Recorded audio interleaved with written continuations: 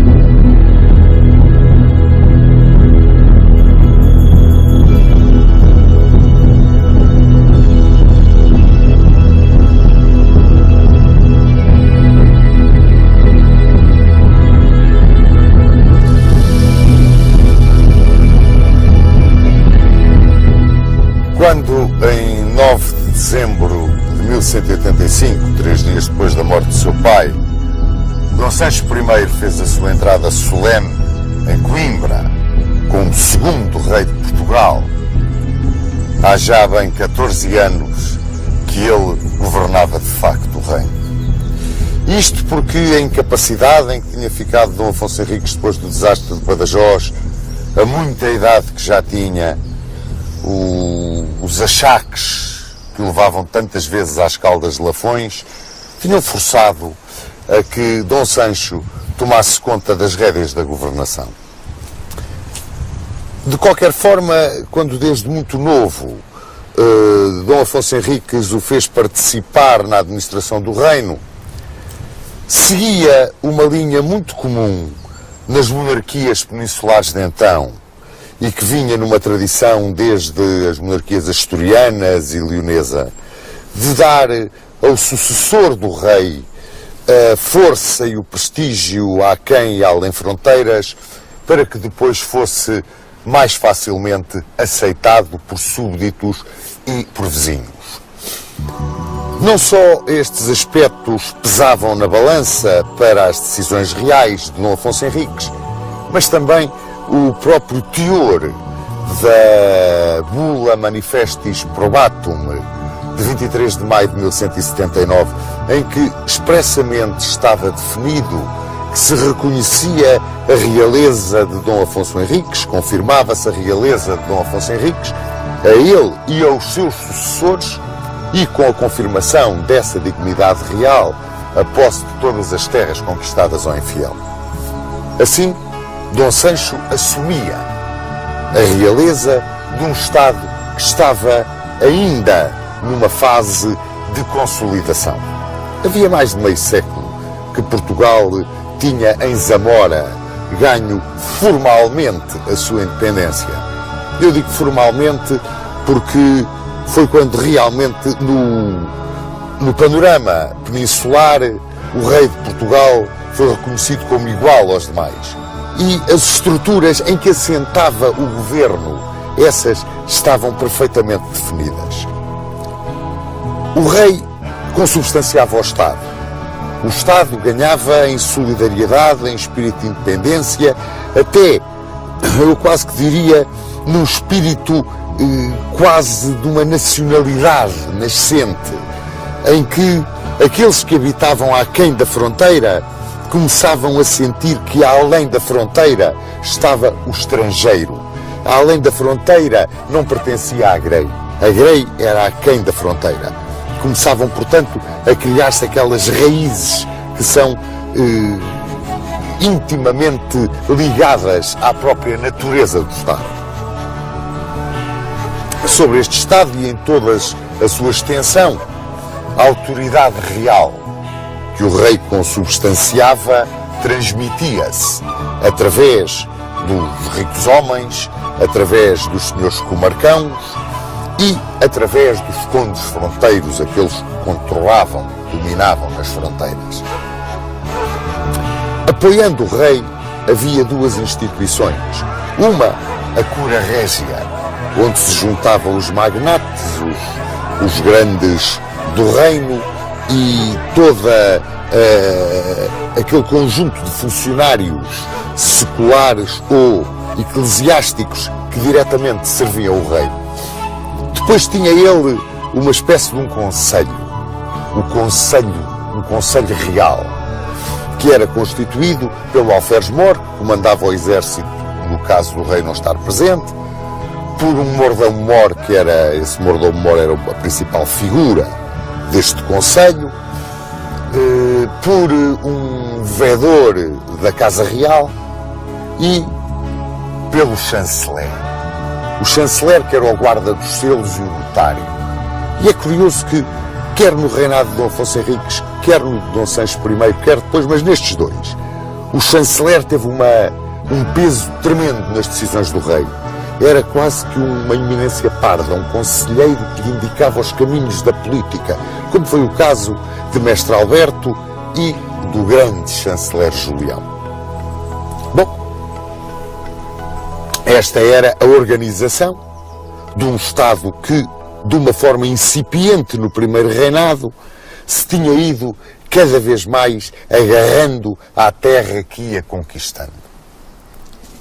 Que fronteiras herdou Dom Sancho I? As fronteiras não estavam bem definidas, salvo ao longo do Rio Minho, que separava Portugal do reino de Leão e da Galiza. Esse Rio Minho tinha sido fortificado no tempo de Dom Afonso Henriques com Monção e Melgaço.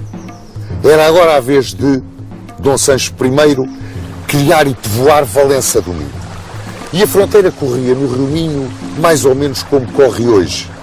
Infletia depois para vir por Bragança e Miranda, cair para sul e chegar pelos alcantilados do Douro e do Coa até ao Elga. Aí existiam Pinhel, Sortelha, Sabugal, que controlavam essa zona de fronteira. Depois era um espaço mais ou menos aberto. Entrava-se na zona da Beira Baixa, caminhava-se para o Val do Tejo, para a Extremadura, e aí começava o choque com o inimigo muçulmano. Aí era o campo de batalha, ou pelo menos o campo de batalha prioritário, e tudo era perfeitamente indefinido.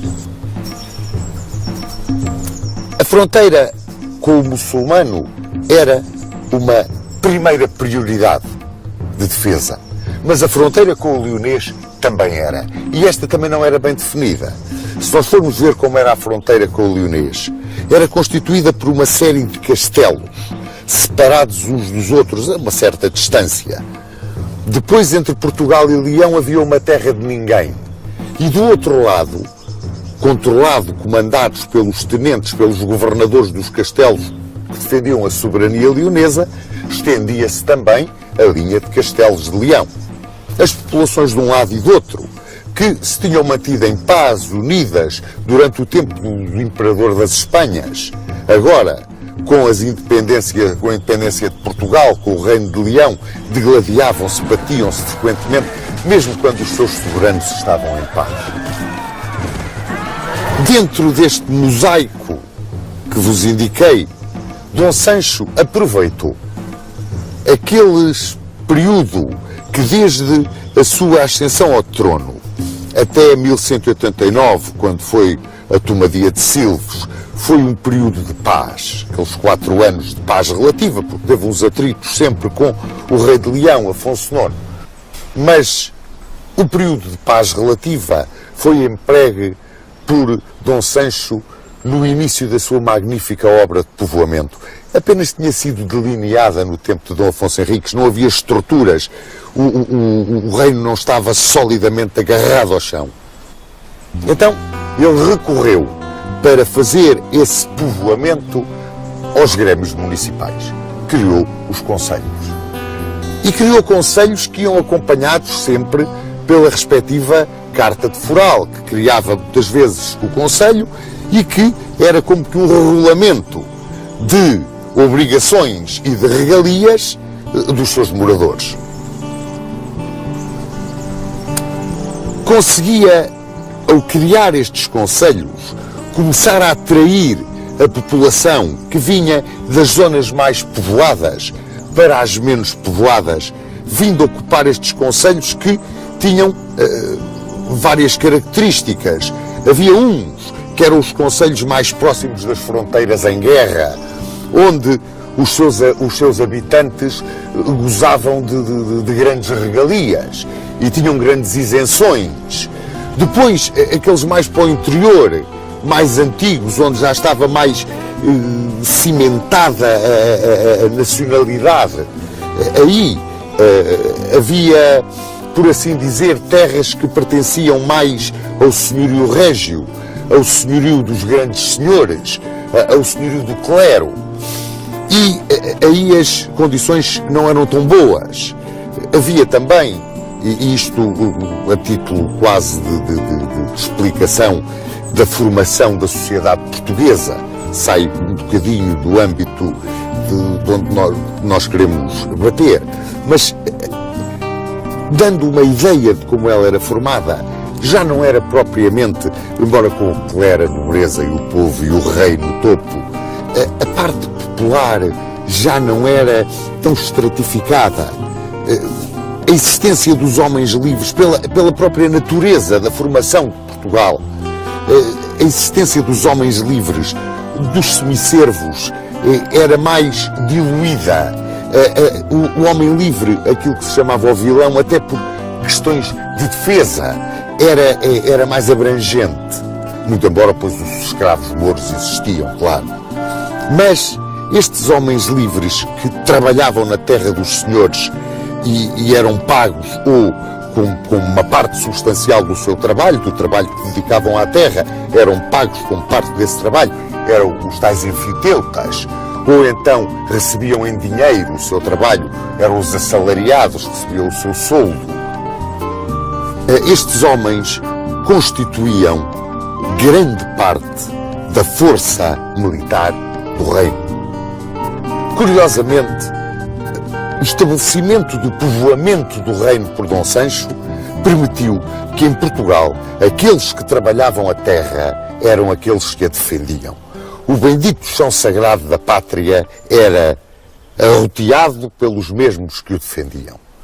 Isto foi resultado até digamos, da pouca quantidade de população. Demograficamente Portugal era muito fraquinho, não tinha uma grande população, e então houve necessidade para trazer para as zonas mais abertas ao inimigo, para as fronteiras que estavam em maior discussão, foi esta a política de Dom Sancho, trazer populações do interior. Muito embora a ideia de que os territórios tinham sido completamente armados, desertificados por mor da guerra, não é verdadeira. Havia sempre, como disse e muito bem o professor Armando Saraiva, entre mortos e feridos alguém havia de escapar, e ficavam sempre populações ali naquelas zonas onde o fluxo e refluxo da Reconquista passava ora a um lado ora ao outro. E foi com base nesses núcleos populacionais que ficavam que se foram criando os concelhos limítrofes, os tais concelhos limítrofes da fronteira, aqueles que ali ficavam e que lindavam, ficavam no limite com o território que era, por assim dizer, o território inimigo. Para que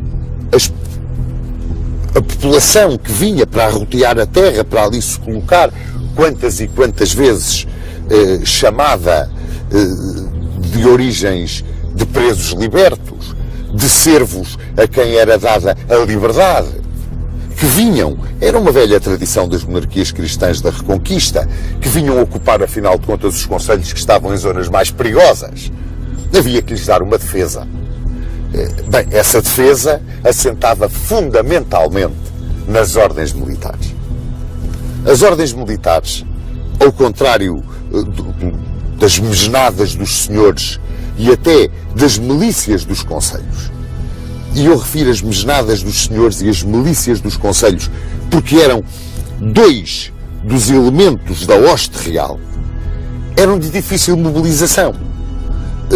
Além do mais, as milícias dos concelhos, que eram formadas pelos vilãos, aqueles que tinham mais capacidade e podiam ter cavalo e podiam ter muitas armas, e os cavaleiros vilãos, a peonagem, os mais pobres do concelho, homens livres, que davam com o seu serviço militar o seu contributo ao engrandecimento da monarquia e à sua segurança, juntamente com os vilãos, não eram pagos, não recebiam soldo. Era, sim, o serviço que eles davam quase como uma contrapartida às terras que recebiam, às doações que lhes eram feitas nos forais. Mas a sua mobilização também era difícil e, sobretudo, porque vinha expresso nos forais, eram obrigados a servir militarmente durante umas quantas semanas por ano, depois não.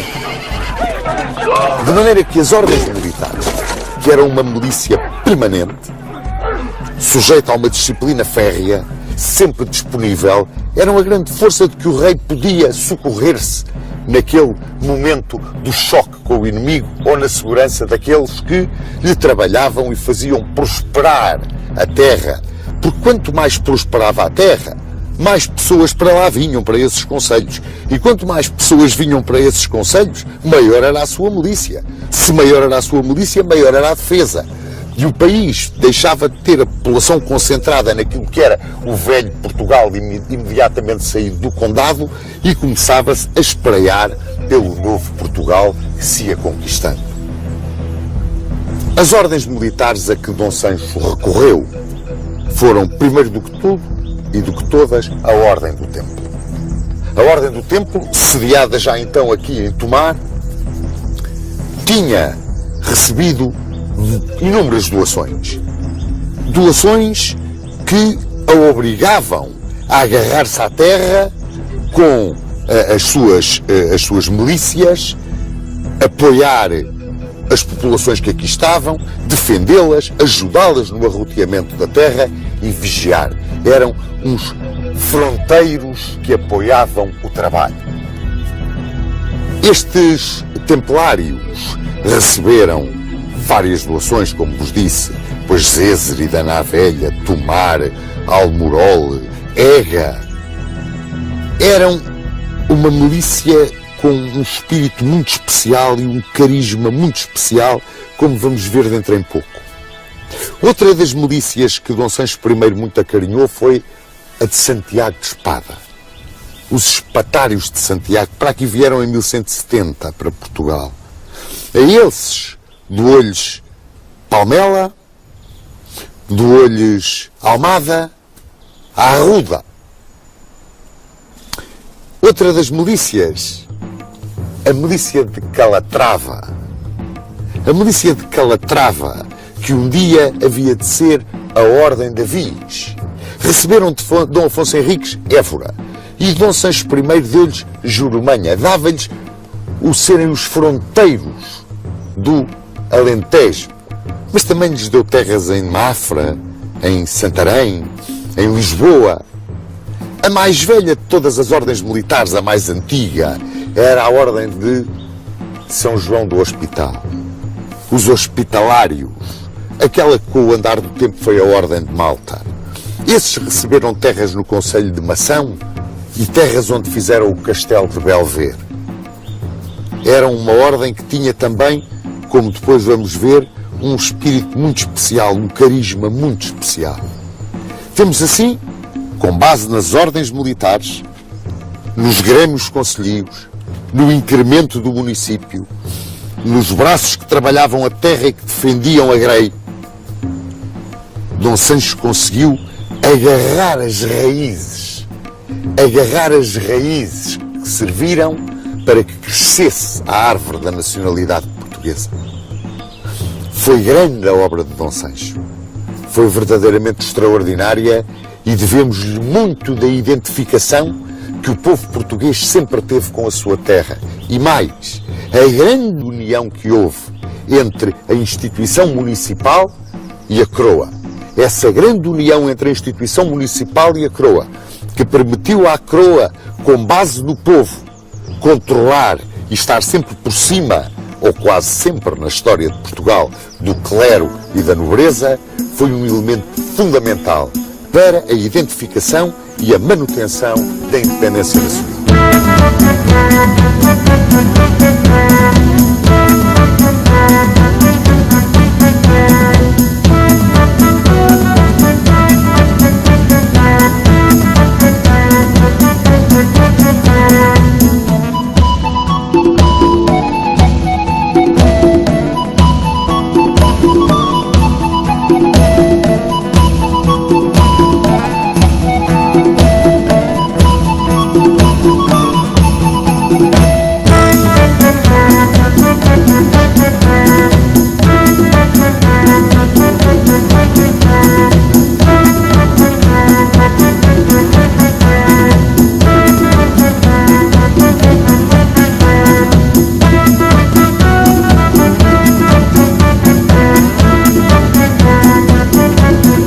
Ora, logo no início do seu reinado, como vos disse, havia umas certas questiúnculas entre Dom Sancho I e o rei de Leão.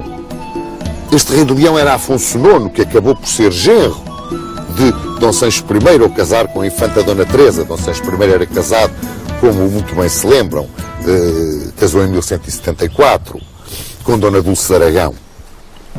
Ora, por razões sucessórias e questões de fronteira, eles andavam sempre em briga. E, nesta altura, precisamente ao chegar ao fim dos anos de 1187, 1186, ali naquela altura em que Saladino aparecia em grande força na Terra Santa, Nós estávamos envolvidos num conflito em que entrava Afonso VIII de Castela e em que entrava Afonso IX de Leão e aquilo não estava ali muito em paz. Sucede que nesta altura Saladino vence a grande batalha do Lago de Tiberíades. E na grande batalha do Lago de Tiberíades capturou Guy de Lusignan, capturou o Santo Lenho, parte do Madeiro onde tinha sido crucificado Cristo, e preparava-se para conquistar Jerusalém, o que aliás fez. Saladino foi o grande líder do mundo islâmico. Saladino foi, além de um extraordinário general, um homem com uma capacidade diplomática e uma gestão política invulgar, não só no seu tempo, em toda a história. Esta vitória de Saladino alarmou e lançou o horror no mundo cristão. E Roma pregou uma cruzada. E Dom Sancho I resolveu entrar nessa cruzada. Bem, foi em todo o reino, sobretudo junto das ordens militares e dos grandes senhores, um alerta geral. Não, senhor, não tinha nada aqui para a cruzada, porque aquilo que estava a suceder aqui no Andaluz era uma cruzada. E havia muito para baixo, para o Garbo, para ser conquistado, e era escusado ele sair do reino com a sua hoste real e ir embrulhar-se na Terra Santa, na cruzada contra Saladino. Estava aqui muito bem e era aqui que ele devia de combater e era aqui que ele devia de continuar a sua obra de conquista e cristianização da terra do infiel, que afinal era nossa e tinha sido conquistada por ele. Portanto, era esta reconquista que era a sua cruzada. E lá o convenceram. E Dom Sancho resolveu, vendo as possibilidades que havia de alargar a fronteira do seu reino, avançar sobre o Xenchim, avançar sobre a parte mais a sul de Portugal, entrar naquilo que é hoje o Algarve, o Alfogar Morisco. E se havia alguma presa que valia a pena ir apanhar, se havia alguma joia para a coroa que havia de ser apanhada porque era realmente digna de todo o esforço do rei, era Chelve. Chelve, a Silves dos cristãos, era realmente a joia da coroa no Xanxim. Dizem os cronistas que era uma cidade magnífica, não só por aquilo que produzia em frutas e vinhos e que eram conhecidos por toda a Europa, em exportações extraordinárias, mas pelos seus jardins, pelas fortunas que albergava. Todos os grandes senhores daquela região do Garbo ali tinham as suas casas. Tinha mulheres magníficas, tinha tesouros extraordinários e depois, é claro, engrandeciam tudo aquilo e tornava-se numa lenda, tornava-se em qualquer coisa que era uma miragem, que eles queriam conquistar para ficarem e para saquearem. E por ficarem e saquearem, é nessa altura que passa na costa portuguesa uma esquadra de cruzados. Eram os primeiros que respondiam aos apelos de Roma para a cruzada contra Saladino.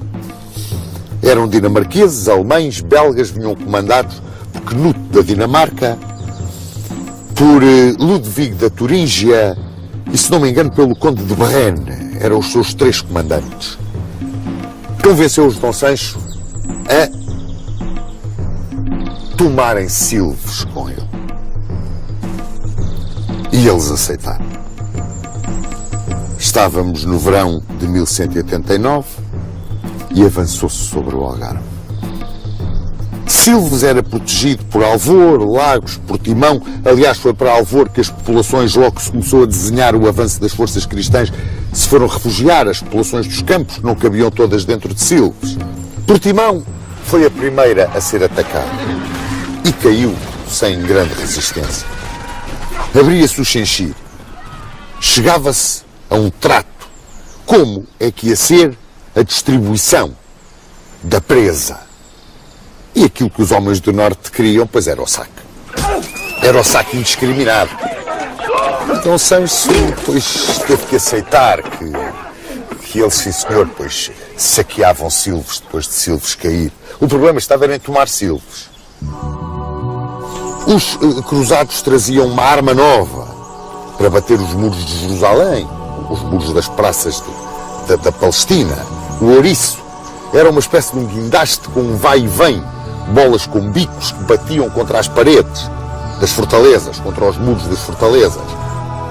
E usaram os ouriços em Silves, como nós usamos as nossas catapultas, estopa a arder para dentro dos muros, um cerco horroroso, assaltos com escadas, uma resistência heroica por parte dos sitiados, um combate sem tréguas.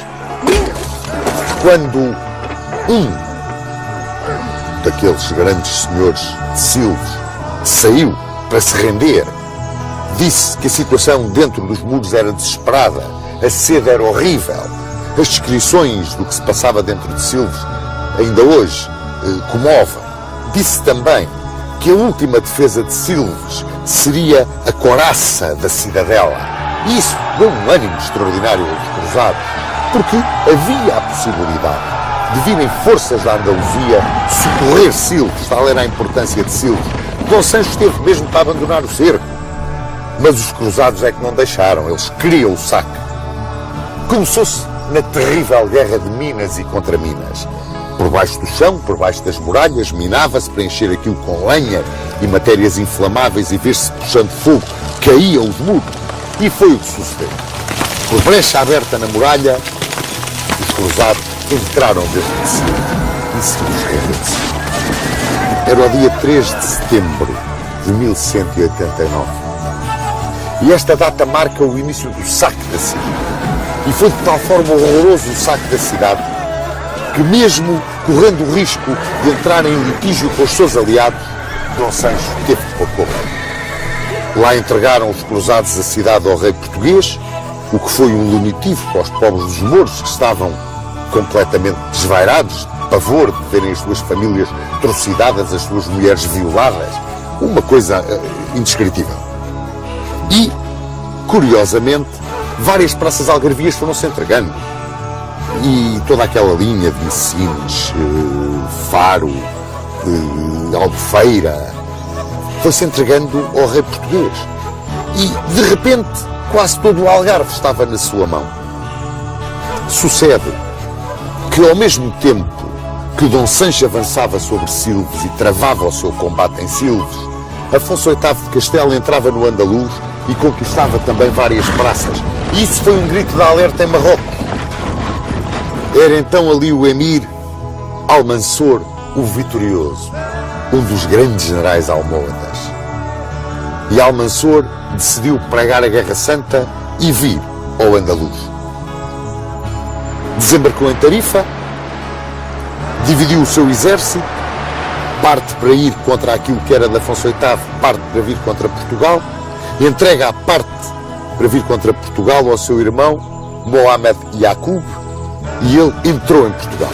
Sitiou logo Silves, assaltou Évora, entrou pela linha do Tejo, evitou Santarém, passou Torres Novas à espada e, no fim do verão, princípio do outono de 1190, estava aqui, diante dos muros de Tomar.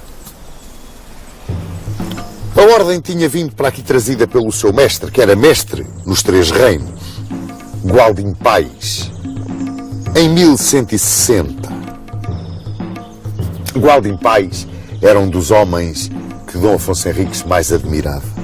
Armou o cavaleiro no campo de batalha de Ourique e foi recebido templário pelo grão-mestre Bertrand de Blanchefort na brecha aberta em Ascalona. Teve uma carreira militar e eclesiástica ilustríssima. Ele era cavaleiro professo. Os templários tinham os cavaleiros professos, que eram aqueles que podiam ascender aos seus altos postos e que tinham os 3 votos: castidade, obediência e pobreza. E Gualdim Pais era um desses monges guerreiros. Ele aqui estava, mestre dos 3 reinos, Portugal, Leão e Castela, e tinha aqui o seu mestrado em Tomar. E aqui foi cercado. E aqui se defendeu como um leão. O cerco posto pelos almohadas foi épico. E o que é curioso é que neste sítio onde estamos, que é aqui mesmo a 2 passos da Porta do Sangue, foi aqui que tudo se decidiu. Num assalto desesperado lançado contra esta Porta do Sangue, os templários resistiram, estavam no limite das suas forças, mas a doença graçou entre o inimigo.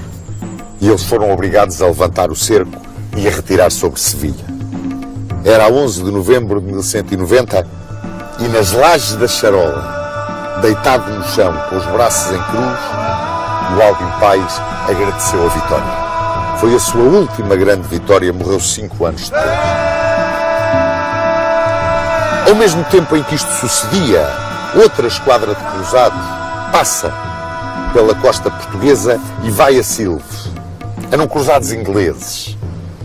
Silves estava cercado, como vos disse. Levantou-se o cerco de Silves à pressa e os cruzados ingleses navegaram para Lisboa. Bom, e a entrada deles em Lisboa foi qualquer coisa de mirabolante. Era aquilo que nós podemos chamar um bando de arruaceiros armado.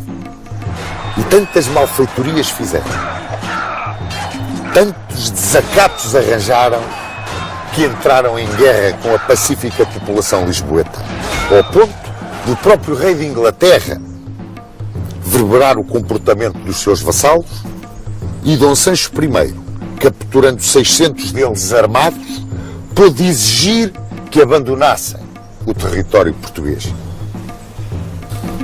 A saída dos cruzados, o cansaço das tropas, o disseminar agora de uma população que procurava ir para o Xanxir, ir lá para baixo, para onde é agora o sul do Alentejo e o Algarve, levou a que Almansor, com esse dispersar de forças dos cristãos, voltasse à casa.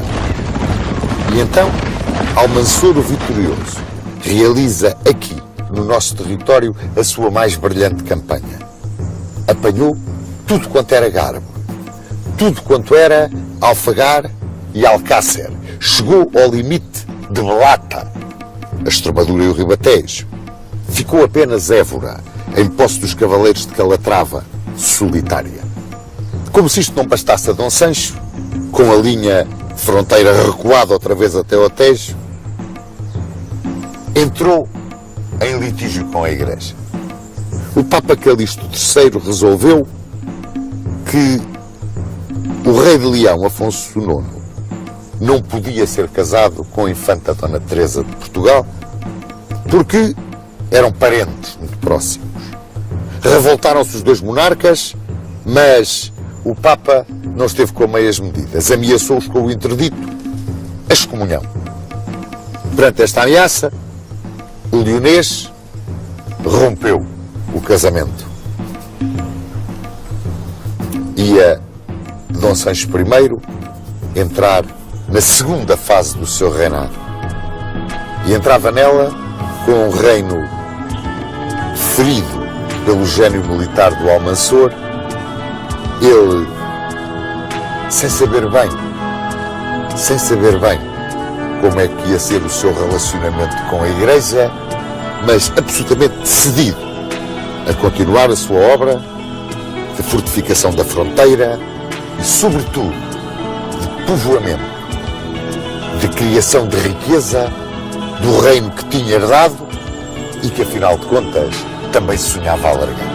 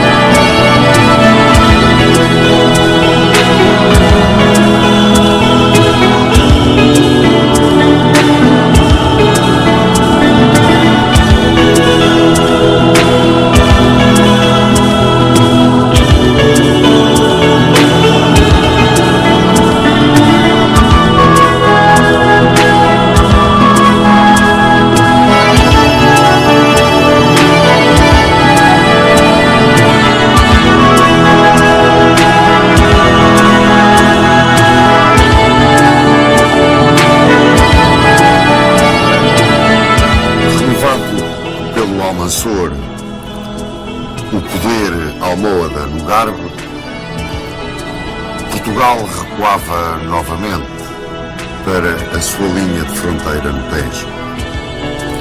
Perdiam-se as conquistas de Dom Sancho I e de Dom Afonso Henriques neste fluxo e refluxo tão característico da Cruzada Peninsular. E em toda a província de Alcácer, apenas Évora ficava como uma ilha ocupada pelos cavaleiros de Calatrava num imenso mar de Moirama.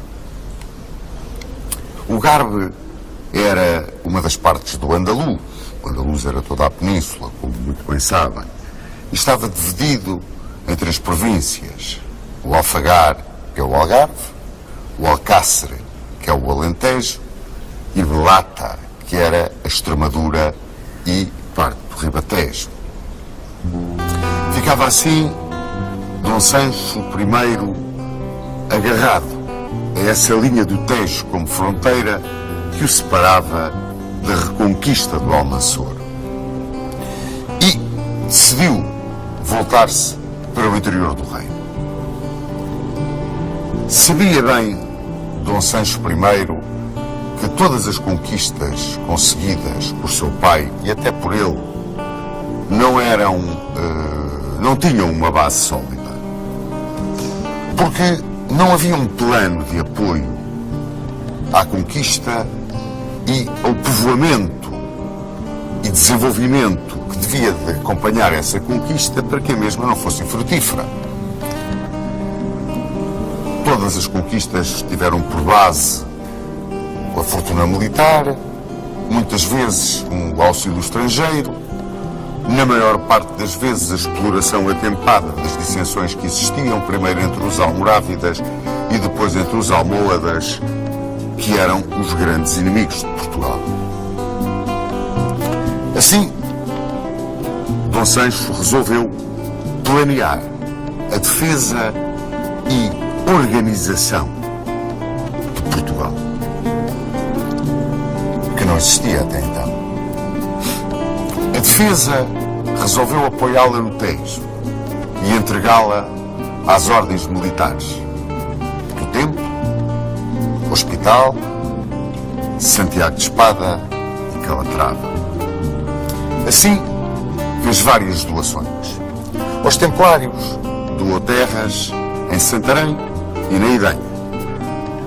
Aos Espatários, depois doou-lhes o Convento de Santos em Lisboa, terras e a Alcáçova de Santarém.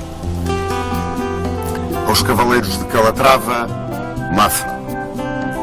E aos Cavaleiros do Hospital, terras onde construíram o seu Castelo de Belvedere. Sabia perfeitamente Dom Sancho I que, à sombra das fortalezas e dos mosteiros das ordens militares, conseguia ele estabilizar o povoamento e permitir às populações o arroteamento da terra e a criação da riqueza. E ir assim, estabelecendo um plano de organização das estruturas básicas do Estado para poder consolidar aquilo que, afinal de contas, tinha sido a obra de conquista do seu pai e até a dele. Ao abdicar, por assim dizer, dos títulos de rei de Silves e dos Algarves, ele interiorizava que realmente aquilo que ele era o rei de um Portugal que tinha de reformular toda a sua estrutura interna e tinha de criar riqueza que lhe permitisse lançar-se em novos e até mais brilhantes empreendimentos.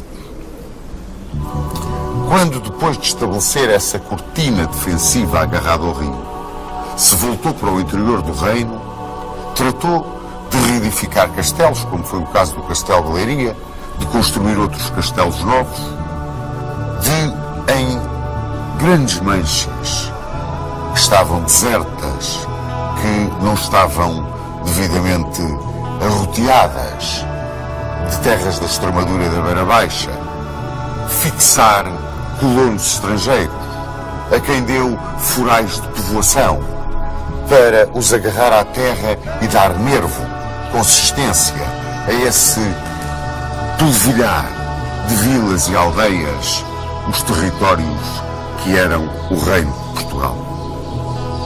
A terras antigas, como o caso depois de Penacova, de Marmelar, de Cavaleiros, pois reestruturou as suas estruturas municipais, foi dando uma força muito grande ao povoamento do seu território. Quando, neste seu trabalho pacífico, Dom Sancho I estava a entrar dentro de um sistema conduzindo a um resultado extraordinariamente positivo, que afinal ele procurava, rebentou outra vez o conflito na Península dos Alpes. O rei de Castela, Afonso VIII, irrequieto, resolveu invadir a Andaluzia. E de Algeciras lançou um cartel de desafio, como era costume dos cavaleiros da época, ao califa Almansor. E Almansor aceitou. E em 1195 invadiu novamente o Andaluz, o que levou Afonso VIII a pedir a coligação de todos os reis cristãos para parar e investir em Almohade. Responderam-lhe favoravelmente Portugal e Aragão, mas Leão e Navarra, o ciúme, o medo da expansão castelhana, não só não acorreram ao chamamento, como estabeleceram um pacto de paz com o Almansor. Em 19 de julho de 1195, junto ao castelo de Alargo, nos Planos da Mancha, travou-se uma batalha terrível para os cristãos. É, talvez, a mais catastrófica de todas as suas derrotas durante a Reconquista. Pese embora a brilhantíssima carga da cavalaria hospitalária de Gonçalo Viegas, que foi o núcleo da representação portuguesa nesse exército aliado, os almohadas, que eram comandados por um renegado cristão, Pedro Fernandes de Castro, conseguiram ali a sua mais brilhante vitória em toda a Guerra da Reconquista. Esta Batalha de Alargo traumatizou profundamente os monarcas cristãos de Castela, Portugal e Aragão. E, em 1196, Dom Sancho I, que era sogro do Rei de Leão, furioso com a posição que o Rei de Leão tinha tomado em todo aquele problema da invasão do Almansor, aliou-se com o castelhano e o aragonês e foi para a guerra contra Leão. Invadiu a Galiza e conquistou Tui, Lóbios e Pontevedra. E voltou à sua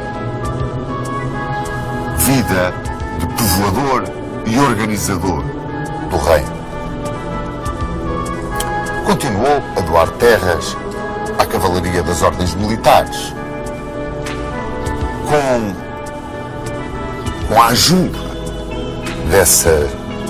dessas ordens militares, estabeleceu, além da cortina defensiva, uma espécie de zona tampão, onde o povoamento se ia incrementando e para onde ia chamando populações vindas de outros territórios já perfeitamente consolidados dentro da Reconquista cristã.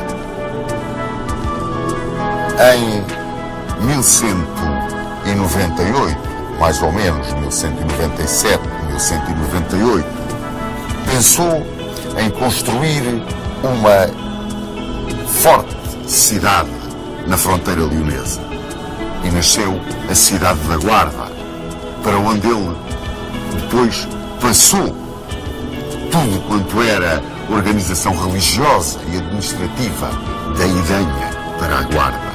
Tornou a Guarda numa cidade extraordinariamente importante. Era uma âncora na fronteira de Leão e bem precisava dela, porque pouco depois o leonês resolveu invadir Portugal. Invadiu Portugal e entrou, cercou Bragança, entrou por trás dos montes, cercou Bragança houve uma série de combates com o exército português e a campanha agravou-se para as forças portuguesas que, muito perto de Ciudad Rodrigo, foram derrotadas. O que fez com que Dom Sancho perdesse as praças que tinha conquistado na Galiza. E acabava assim, não só o sonho galego de Dom Sancho I, mas também o sonho galego que ele tinha herdado do Afonso Henriques. Esse sonho, bem se recordam, Afonso Henriques tinha dito para além de mim. Acabava a sua vida de guerreiro e abdicava dos seus sonhos de Além-Minho e Além-Coa para se virar definitivamente aos 45 anos para o interior do seu território.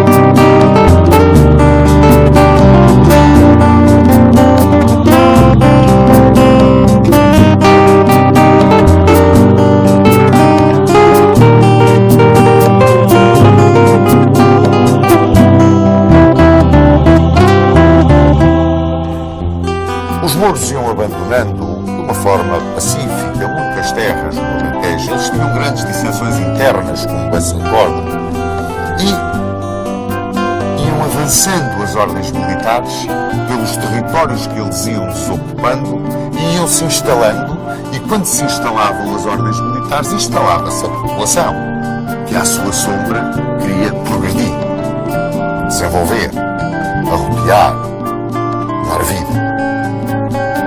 Começaram a aparecer povoações como Ivedel, Montalvo de Sor, Alhandra, Aveiras, e foram-se criando mais castelos, fortificando-se essa linha ao longo do Rio Tejo, entrando pela beira, vindo cá acima, perto da fronteira, em Trás-os-Montes. Nesta altura, quando tudo parecia serenar dentro de Portugal, talvez que muito influenciado pelo gênio do seu braço direito, o célebre chanceler Julião, e porque estava farto também da arrogância dos bispos do Porto e de Coimbra e da tentativa de intromissão e centralização da Santa Sé, Dom Sancho I entrou em confronto com o clero. Foi um confronto que durou 2 anos, mas foi um confronto tremendo.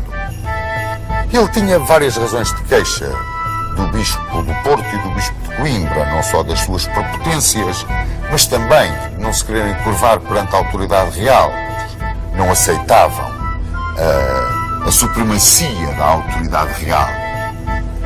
E discutiam também com a autoridade real as percentagens das rendas a cobrar. Nesta luta com o clero, que o levou à excomunhão, porque ele desafiou frontalmente Inocêncio III,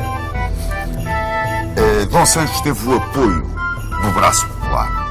Há até 2 casos curiosos, 2 burgueses do Porto.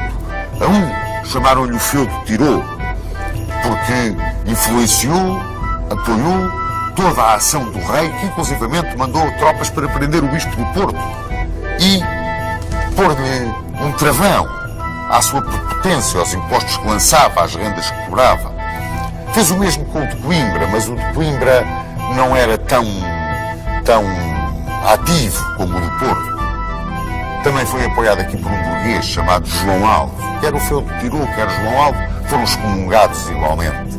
Havia, portanto, uma grande identificação entre o movimento popular contrário às prepotências do alto clero, e a posição do rei apoiando esse movimento popular e querendo esboçar, depois de ter estabilizado todo o povoamento e o arroteamento dos seus territórios, estabilizar o seu próprio poder, centralizar o seu próprio poder. É claro que, com o reino excomungado, ele tomou cuidado e criou novos castelos e fortificou toda a fronteira. Por exemplo, na zona entre Numão e a Covilhã, com fortalezas como Gouveia e Trancoso, as fortalezas mais chegadas à fronteira de Leão, não fosse o caso do Papa, porque o reino estava interdito, aconselhar a tomadia do mesmo, e de certeza que o rei de Leão vinha por aí abaixo para entrar em Portugal.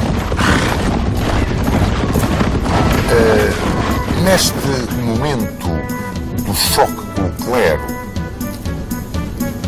Dom Sancho criou, com os colonos francos, duas povoações que têm grande fama. Uma é Vila Franca de Xira e outra é Sesimbra. Portanto, não era só com os seus próprios súbditos, era com aqueles que ficavam, muitas vezes, das expedições dos cruzados que ajudavam à reconquista cristã, à tomada da fortaleza.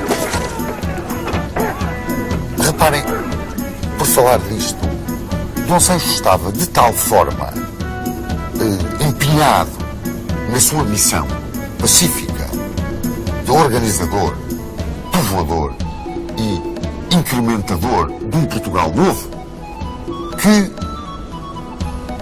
inclusivamente não aceitou entrar da posse de Silves em 1198, mais ou menos, quando uma esquadra de cruzados alemães tomou Silves de assalto. Abdicou de ir outra vez ao sul do Carmo, não se sentiu com forças para o fazer. E não eram só forças militares, eram também a sua própria força física.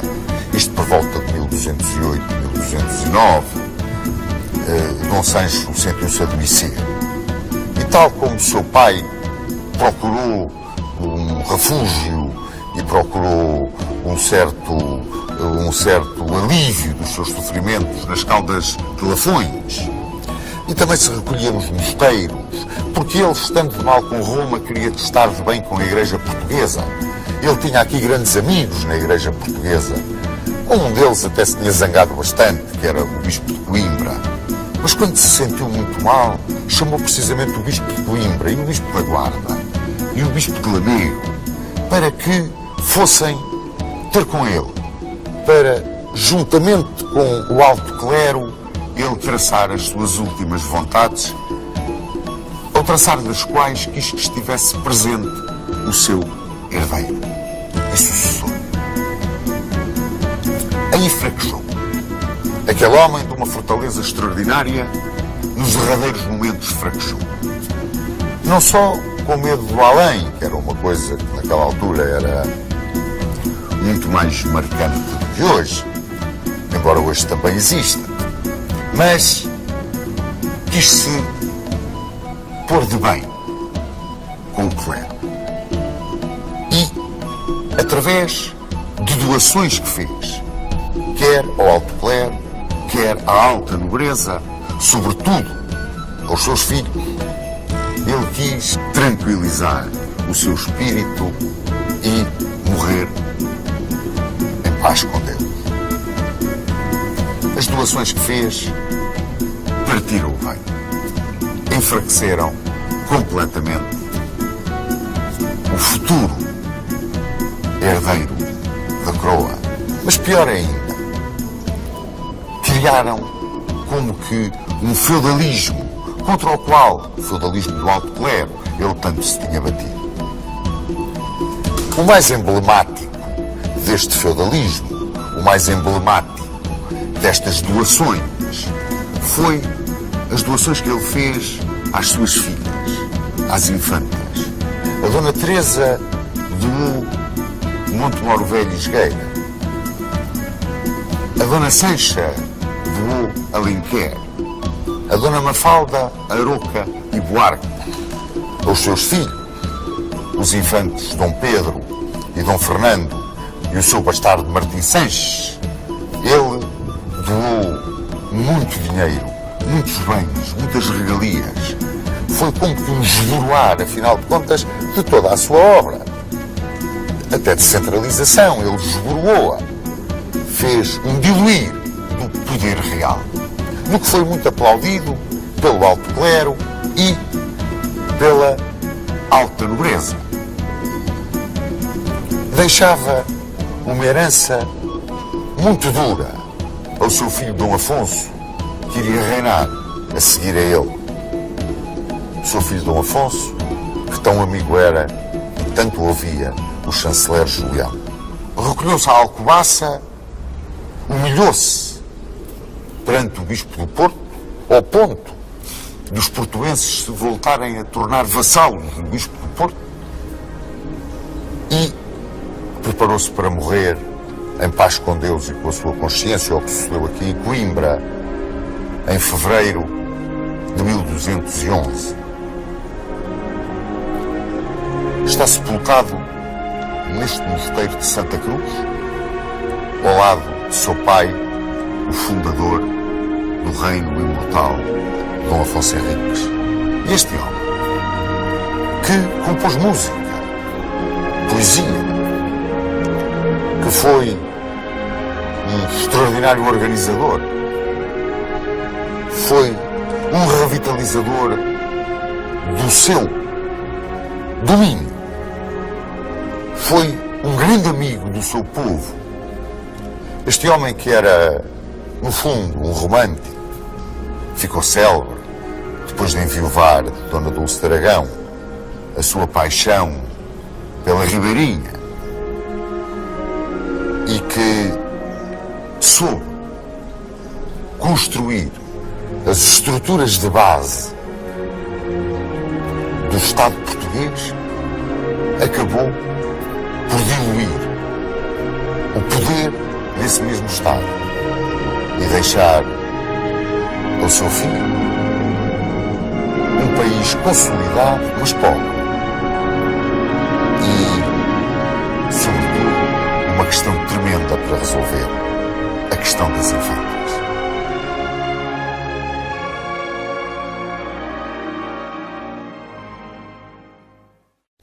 Eu gostava que o Sr. Dom Duarte nos desse a sua opinião sobre o reinado deste homem, muitas vezes muito maltratado, mas Dom Sancho I foi realmente, na sua opinião, o monarca marcante, ou foi o monarca, digamos, quase que viveu na sombra da glória do pai? Ficou um pouco na sombra da glória do pai, isso era inevitável. Por outro lado, eu tenho uma opinião um pouco divergente da maior parte dos historiadores hoje em dia, no sentido em que, se é importante conhecer a verdade histórica dos factos, é também importante não gastarmos tanta energia e tanto tempo a querer desfazer os mitos, sobretudo os mitos positivos, mitos fundacionais do país. Não é? Quando durante séculos se considerou, por exemplo, as Cortes de Lamego como sendo, enfim, o começo no fundo, da democracia portuguesa, da representação do povo português, que tomou ali decisões, e depois vem historiadores a dizer, nunca houve Cortes de Lamego.